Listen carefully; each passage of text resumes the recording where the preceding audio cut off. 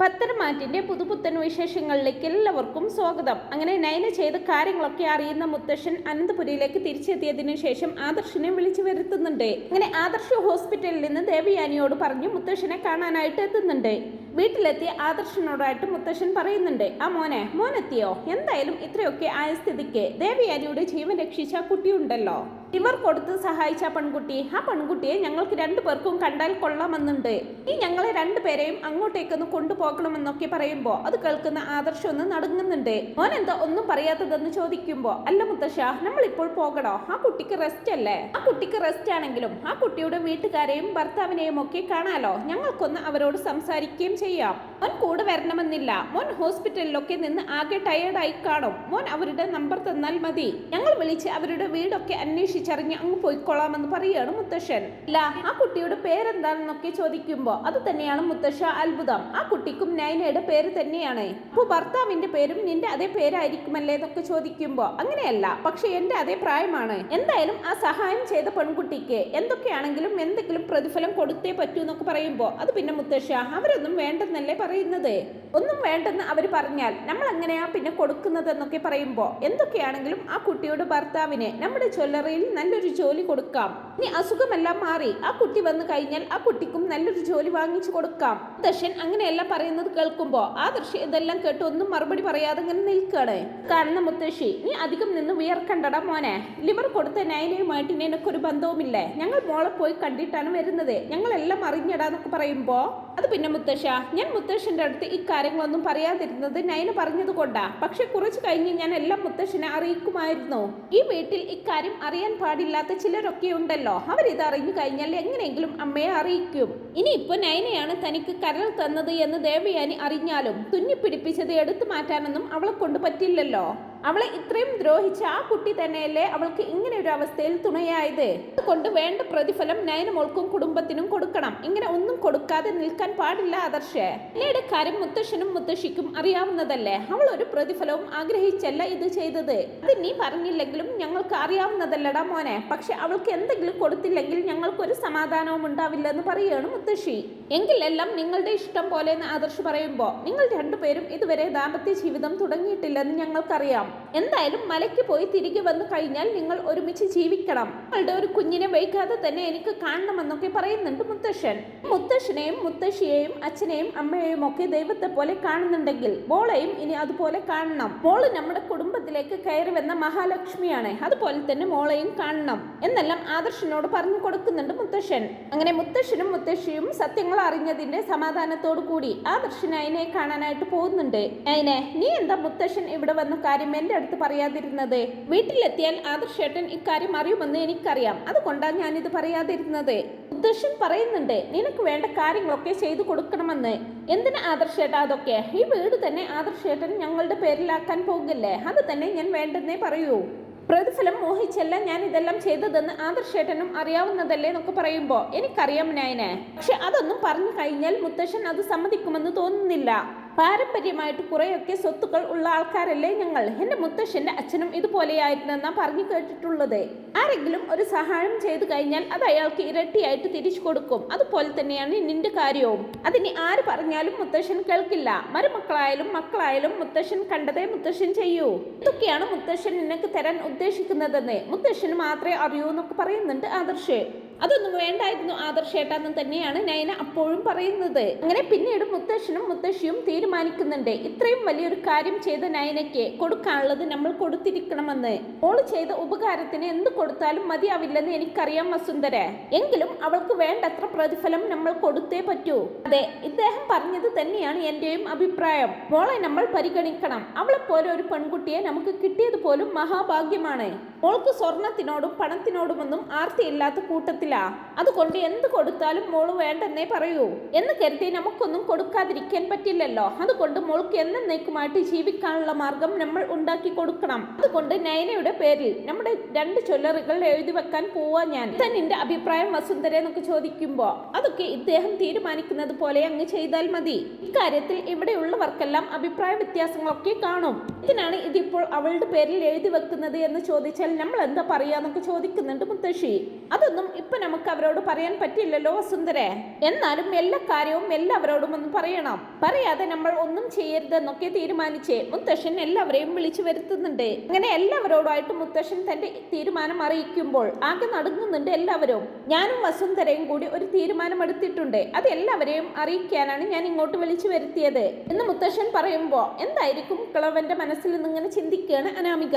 അങ്ങനെ മുത്തശ്ശൻ പറയുന്നുണ്ട്, ഞാനൊരു തീരുമാനം എടുത്തു കഴിഞ്ഞാൽ അത് എടുത്തതാണ്. അതിനാരും എതിര് പറയാനൊന്നും നോക്കേണ്ട.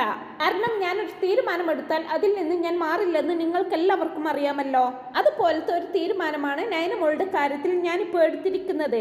നയനയുടെ കാര്യത്തിലോ അച്ഛൻ എന്ത് തീരുമാനമാണ് അവളുടെ കാര്യത്തിൽ എടുത്തതെന്ന് ഈ പറയുന്നതെന്ന് ചോദിക്കുന്നുണ്ട് ജാനകി. ജാനകി, ഞാൻ പറഞ്ഞില്ലല്ലോ, പറഞ്ഞു തീരട്ടെ എന്നിട്ടാവാം ചോദ്യങ്ങൾ. തുടർന്ന് മുത്തശ്ശൻ പറയുന്നുണ്ട്, ഞാൻ ഈ തീരുമാനം എടുത്തതിന്റെ കാരണം എന്താണെന്ന് ആരും ഇപ്പൊ എന്നോടൊന്നും ചോദിക്കാൻ നിൽക്കണ്ട. വ്യക്തമായിട്ടുള്ള ഒരു കാരണമില്ലാതെ ഞാൻ തീരുമാനമെടുക്കില്ല. നയനമോളുടെ പേരിൽ ഞാൻ നമ്മുടെ 2 ജ്വല്ലറികൾ എഴുതി വെക്കാൻ പോവാ. എന്ത് തീരുമാനമെടുത്താലും ഞാൻ ഇവിടെ എല്ലാവരെയും അറിയിക്കാറുണ്ട്. കുടുംബത്തെ അറിയിക്കാതെ ഞാൻ ഇവിടെ ഒരു തീരുമാനവും എടുക്കാറില്ല. അതുകൊണ്ടാണ് ഇക്കാര്യം ചെയ്യുന്നതിന് മുമ്പേ നിങ്ങളെയൊക്കെ അറിയിക്കാമെന്ന് വിചാരിച്ചത്. നയനയുടെ പേരിൽ ഞാൻ 2 ജ്വല്ലറി എഴുതി വെക്കും. അതിന്റെ പേരിൽ ഇനി ആർക്കെങ്കിലും അഭിപ്രായ വ്യത്യാസങ്ങൾ ഉണ്ടെങ്കിലും ഞാൻ ഇത് ചെയ്തിരിക്കും. ഇത് കേട്ട് ഞെട്ടലോട് നിൽക്കുകയാണ് അനാമികയടക്കം എല്ലാവരും. അതേ ഞെട്ടലോട് കൂടി തന്നെ ജാനകി ചോദിക്കുന്നുണ്ട്, അച്ഛൻ എന്തിനാ ഇപ്പൊ ഇങ്ങനെ ഒരു തീരുമാനമെടുത്തത്?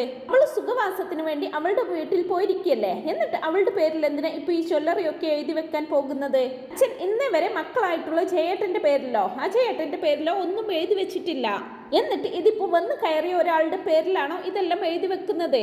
ജാനകി, ഞാനിപ്പോ ഈ ചെയ്യുന്നതിന് ഒരു കാരണമുണ്ട്. ആ കാരണം അറിഞ്ഞു കഴിഞ്ഞാൽ നീയും ഇങ്ങനെയൊക്കെ തന്നെയായിരിക്കും ചെയ്യുന്നത്. നമുക്കൊരു സഹായം ചെയ്തു കഴിഞ്ഞാൽ ആർക്കായാലും തിരിച്ചൊരു സഹായം ചെയ്യില്ലേ? അതുപോലെ തന്നെ കൂട്ടിയാൽ മതി ഇതിനെയും എന്നൊക്കെ പറയുമ്പോ അതിന് അവൾ എന്ത് സഹായമാണ് നമുക്ക് ചെയ്തത്? അവളുടെ വീട്ടിൽ സുഖവാസത്തിന് പോയതാ. എന്നിട്ട് അവളുടെ പേരിൽ മുത്തശ്ശൻ എന്തിനാ ഇതെല്ലാം ചെയ്യുന്നത്? എനിക്ക് ഇതിനോടൊന്നും തീരെ യോജിപ്പില്ലെന്ന് പറയാണ് അനാമിക. നീ എന്താ ഒന്നും മിണ്ടാത്തത്? ഇതൊക്കെ കേട്ടിട്ടും നിനക്കൊന്നും പറയാനില്ലേ എന്ന് ചോദിക്കുമ്പോ അനാമികെ, നീ ഒന്നും മിണ്ടാതിരിക്കേ. മുത്തശ്ശൻ ഒരു കാര്യം തീരുമാനിച്ചാൽ അത് തീരുമാനിച്ചതാണ്. മുത്തശ്ശനെ എതിർത്തൊന്നും ഇവിടെ ആരും സംസാരിക്കാറില്ല. പക്ഷെ നീ എന്തിനാ അതറിഞ്ഞിങ്ങനെ ഇവിടെ ചാടിക്കളിക്കുന്നത്? മുത്തശ്ശൻ എടുക്കുന്ന തീരുമാനത്തെ ആരും ഇവിടെ എതിർക്കാറില്ല. നീ എന്തിനാ മുത്തശ്ശനോട് നേർക്കുനേർ നിന്ന് സംസാരിക്കുന്നത് എന്നൊക്കെ ചോദിച്ച് അനാമികയുടെ വാ അടപ്പിക്കുന്നുണ്ട് അനി. അങ്ങനെ അനാമിക ഒന്നും മിണ്ടാനാകാതെ ദേഷ്യം കടിച്ചമർത്തി ഇങ്ങനെ നിൽക്കുകയാണ്. നേരം ആദർശ് മുമ്പോട്ട് വന്നിട്ട് പറയുന്നുണ്ട്, ഇതൊന്നും വേണ്ട മുത്തശ്ശ, ഇതെല്ലാം നയന അറിഞ്ഞാലും ഇതൊക്കെ വേണ്ടെന്നേ പറയൂ. വേണ്ട മുത്തശ്ശ, എല്ലാവരെയും ദേഷ്യപ്പെടുത്തി ഇങ്ങനെ ഒരു തീരുമാനം മുത്തശ്ശൻ ഇപ്പോൾ എടുക്കണ്ട.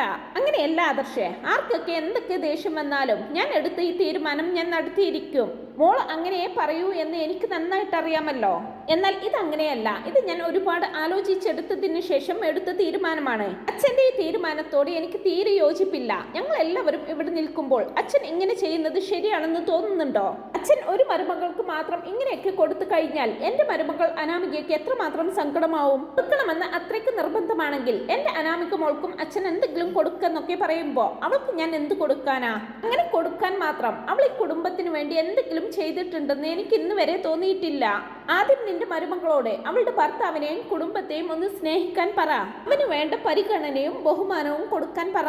അത് കേട്ട് അജയൻ അവിടേക്ക് വന്നിട്ട് പറയുന്നുണ്ട്, അത് തന്നെയാണ് എനിക്ക് നിന്നോട് പറയാനുള്ളത്. നീ ആദ്യം നിന്റെ മരുമകളെ ഒന്ന് നന്നാക്കി എടുക്കാൻ നോക്ക്. എന്നിട്ട് മതി ഈ ചോദ്യങ്ങളൊക്കെ. അച്ഛന് നേരെ നിന്ന് ഞങ്ങൾ പോലും ഇതുവരെ സംസാരിച്ചിട്ടില്ല. എന്നിട്ട് നീ എന്തിനാ ഇങ്ങനെ സംസാരിക്കാൻ നിൽക്കുന്നത്? മര്യാദക്ക് നാവടക്കി ഇവിടെ നിന്ന് കേറിപ്പോന്നും പറഞ്ഞുകൊണ്ട് അജയൻ ജാനകിയെ വഴക്ക് പറയുന്നുണ്ട്. ജാനകി ദേഷ്യത്തോടു കൂടി ഉള്ളിലേക്ക് പോവുകയാണ്. മുത്തശ്ശനും മുത്തശ്ശിയും തങ്ങളുടെ തീരുമാനം എല്ലാവരെയും അറിയിച്ച് അവിടെ നിന്ന് പോകുന്നുണ്ട്. പിന്നീട് അനാമിക ദേഷ്യത്തോടെ അവിടെ ഇങ്ങനെ നിൽക്കുകയാണ്. നടന്ന കാര്യങ്ങളൊക്കെ അച്ഛനെയും അമ്മയെയും വിളിച്ച് അറിയിക്കുന്നുണ്ട്. അമ്മ ഫോൺ എടുക്കുന്ന സമയത്ത് അനാമിക പറയുന്നുണ്ട്, പൈസ കൂടുതലുണ്ടെന്ന് കരുതിയിട്ട് ആളുകളൊക്കെ ഇങ്ങനെ പൊട്ടന്മാരാവോ? എന്താ മോളെ കാര്യം? മോളെന്താ ഇങ്ങനെയൊക്കെ പറയുന്നതെന്നൊക്കെ ചോദിക്കുമ്പോ അമ്മേ, ആ കിളവനുണ്ടല്ലോ നയനയുടെ പേരിൽ 2 ജ്വല്ലറി എഴുതി വെക്കാൻ പോവാ. എന്താ മോളെ ഈ പറയുന്നത്? 2 ജ്വല്ലറിയോ? മോള് എന്താ ഈ പറയുന്നത്? സത്യാണോ എന്നൊക്കെ ചോദിക്കുമ്പോ അതെ അമ്മേ, അവളെ എല്ലാവരെയും മഴയ്ക്ക് വെച്ചിരിക്കല്ലേ. അതുകൊണ്ട് മുത്തശ്ശനും മുത്തശ്ശിയും അവളുടെ പേരിൽ 2 ജ്വല്ലറിയാണ് എഴുതി വെക്കാൻ പോകുന്നത്. ഇന്ന് ഇവിടെ നിന്നൊന്ന് പുറത്തു പോയിരുന്നു. ചിലപ്പോൾ അവളെ കാണാനായിരിക്കും. അവളെ പോയി കണ്ടു വന്നപ്പോഴേക്കും ഇത്രയും വലിയൊരു മാറ്റം സംഭവിക്കണമെങ്കിൽ എന്തോ സംഭവിച്ചിട്ടുണ്ട് എന്നെല്ലാം അനാമിക പറയുമ്പോൾ, എങ്കിലും ഇത് എങ്ങനെ സംഭവിച്ചു മോളെ? അവൾ ഇനി ഇവർക്ക് എന്തെങ്കിലും കൈവശം കൊടുക്കുന്നുണ്ടോ? എന്തായാലും അവൾ രക്ഷപ്പെട്ടു എന്ന് പറഞ്ഞാൽ മതിയല്ലോ. 2 ജ്വല്ലറി എന്നൊക്കെ പറയുന്നത് കോടികളുടെ മുതലുണ്ടാവും. അത് കിട്ടിയിരുന്നെങ്കിൽ നമ്മൾ രക്ഷപ്പെട്ടേനെ. അതിനായിട്ടല്ലേ ഇത്രയും കഷ്ടപ്പെട്ട് നീ അവിടെ നിൽക്കുന്നത്? എന്നിട്ട് ലക്ഷങ്ങൾ പോലും നമ്മുടെ കയ്യിൽ എത്തുന്നില്ലല്ലോ. നിന്നെയൊക്കെ എന്തിനു കൊള്ളാമടി എന്ന് ചോദിച്ച് രേവതി അനാമികയോട് ദേഷ്യപ്പെടുന്നുണ്ട്. ദേ അമ്മേ, ഞാൻ ആകെ കലി കയറി നിൽക്കുകയാണേ. ആ കൂടെ അമ്മയും കൂടി തുടങ്ങല്ലേ. ഇതങ്ങനെ വിട്ടാൽ പറ്റില്ല അമ്മേ. അമ്മയും അച്ഛനും പെട്ടെന്നൊന്ന് ഇങ്ങോട്ട് വാ. എന്നിട്ട് ഇതങ്ങനെ ഒരാൾക്ക് മാത്രമായിട്ട് എഴുതി കൊടുക്കാൻ പറ്റില്ലെന്നേ അച്ഛനോടൊന്ന് പറയാൻ പറ. ഇതങ്ങനെ വിട്ടാൽ പറ്റില്ലമ്മേ. ഇതെല്ലാം കണ്ടിട്ട് എനിക്ക് ഭ്രാന്ത് പിടിക്കുന്നെന്നൊക്കെ അനാമിക പറയുമ്പോ, നമ്മൾ ഇതിൽ എന്ത് ചെയ്യാനാ മോളെ? അവരുടെ സ്വത്ത് മറ്റൊരാൾക്ക് എഴുതി കൊടുക്കുന്നതിൽ നമുക്ക് എന്തെങ്കിലും പറയാൻ പറ്റുമോ? എന്നാലും എന്റെ ഒരു സമാധാനത്തിന് അച്ഛനും അമ്മയും ഇങ്ങോട്ട് വാ. അച്ഛന്റെ അടുത്ത് ഞാൻ കാര്യങ്ങളൊക്കെ പറയാം. എന്തായാലും ഞങ്ങൾ രണ്ടും ഇപ്പോൾ തന്നെ അങ്ങോട്ട് വരാം. മോള് വിഷമിക്കാതിരിക്കെന്നും പറഞ്ഞുകൊണ്ട് രേവതി ഫോൺ കട്ട് ചെയ്യുന്നുണ്ട്. രേവതി ഇതെല്ലാം അറിഞ്ഞ് ഇരിക്ക പൊറുതിയില്ലാതെ വേഗം വേണുവിനെ വിളിച്ച് ഇക്കാര്യമൊക്കെ പറയുന്നുണ്ട്. വേണുവേട്ടാ, നിങ്ങൾ അറിഞ്ഞോ? ആ കിളവൻ അയാളുടെ സ്വത്തെല്ലാം ആ നയനയ്ക്ക് എഴുതി കൊടുക്കാൻ പോകുന്നത്. എന്നോടാരെ ഇക്കാര്യം പറഞ്ഞത് രേവതി? മോളാണോ ഇപ്പൊ വിളിച്ചതെന്ന് ചോദിക്കും. അതെ, മോള് തന്നെയാണ് വിളിച്ചത്. അവൾ ആകെ ദേഷ്യത്തിലാ. അത് പിന്നെ അങ്ങനെയല്ലേ വരൂ. നയനയുടെ പേർക്ക് 2 ജ്വല്ലറിയാണത്രേ ആ കിളവൻ എഴുതി വെച്ചിരിക്കുന്നത്. എന്ത് 2 ജ്വല്ലറിയോ? നീ എന്ത് വിഡ്ഢിത്തമാ രേവതി ഈ പറയുന്നതെന്നൊക്കെ ചോദിക്കുമ്പോ, അതെ വേണുവേട്ടാ, വേണുവേട്ടൻ ഞെട്ടിയില്ലേ? വേണുവേട്ടന്റെ അതേ അവസ്ഥ തന്നെയായിരുന്നു മോൾ ഇക്കാര്യം എന്നോട് പറഞ്ഞപ്പോഴും. എനിക്കും വിശ്വസിക്കാൻ പറ്റിയില്ല. എന്തായാലും അവര് രക്ഷപ്പെട്ടു എന്ന് പറഞ്ഞാൽ മതിയല്ലോ. മോൾ പറയുന്നത് നമ്മളോട് വേഗം അങ്ങോട്ട് ചെല്ലാനാ. നമ്മൾ അവിടെ ചെന്ന് മൂർത്തി സാറിനോട് കാര്യങ്ങൾ സംസാരിക്കണമെന്നാണ് മോൾ പറയുന്നതെന്നൊക്കെ പറയുമ്പോ, നീ എന്ത് വിഡ്ഢിത്തമാ രേവതി ഈ പറയുന്നത്? നമുക്കങ്ങനെ അവിടെ ചെന്ന് സ്വത്ത് കാര്യത്തിൽ സംസാരിക്കാൻ പറ്റുമോ? ആ സ്വത്തുക്കളെല്ലാം അയാളുടെ സ്വന്തമല്ലേ? അത് അയാൾ ഇഷ്ടമുള്ളവർക്ക് കൊടുക്കുന്നതിൽ നമുക്കൊന്നും ചെയ്യാൻ പറ്റില്ല എന്ന് കരുതി ആ നശിച്ചവൾക്കെല്ലാം വാരിക്കോരി കൊടുത്തോട്ടെ എന്നാണോ വേണുവേട്ടൻ പറയുന്നതെന്ന് ചോദിക്കും. അങ്ങനെയല്ല രേവതി, നിന്റെ മോളോട് കുറച്ചൊക്കെ തഞ്ചത്തിൽ അവരോട് ഇടപഴകാൻ പറ. എന്തെങ്കിലും ഒരു കാരണമില്ലാതെ മൂർത്തി സാർ ഇങ്ങനെ ഒരു തീരുമാനമെടുക്കില്ല. ആ ഒരു കാര്യം എന്താണെന്ന് ആദ്യം അറിയണം. അത് അറിഞ്ഞെങ്കിൽ മാത്രമേ നമുക്ക് എന്തെങ്കിലും ചെയ്യാൻ പറ്റൂ എന്ന് പറയാണ് വേണു. എന്തായാലും വേണുവേട്ടൻ വാ, നമുക്കൊന്ന് അവിടെ വരെ പോയിട്ട് വരാം. മോൾ ആകെ ദേഷ്യം പിടിച്ചിരിക്കുക. ആ സ്വത്തുക്കളൊക്കെ മോഹിച്ച് മാത്രമാണ് മോൾ അനന്തപുരിയിലേക്ക് കയറി ചെന്നത്. എന്നിട്ട് ആ സ്വത്തുക്കളെല്ലാം കിളവൻ മറ്റവൾക്ക് എഴുതി കൊടുക്കുക എന്ന് വെച്ചാൽ മോൾ അതെങ്ങനെ സഹിക്കും? നമുക്കെന്തായാലും മോളെ ഒന്ന് സമാധാനിപ്പിച്ചിട്ട് വരാം. വേണുവേട്ടൻ വാ എന്ന് പറഞ്ഞുകൊണ്ട് രേവതിയും വേണുവും കൂടി അനന്തപുരിയിലേക്ക് പോകുന്നുണ്ട്. അങ്ങനെ വളരെ ത്രില്ലിംഗ് ആയിട്ടുള്ള എപ്പിസോഡുകളാണ് ഇനി വരാനായിട്ട് പോകുന്നത്. ഈ ഒരു റിവ്യൂ നിങ്ങൾക്ക് ഇഷ്ടപ്പെട്ടെങ്കിൽ വീഡിയോ ഒന്ന് ലൈക്ക് ചെയ്യാനും ചാനൽ ഒന്ന് സബ്സ്ക്രൈബ് ചെയ്ത് സപ്പോർട്ട് ചെയ്യാനും മറക്കല്ലേ friends. Thanks for watching my video.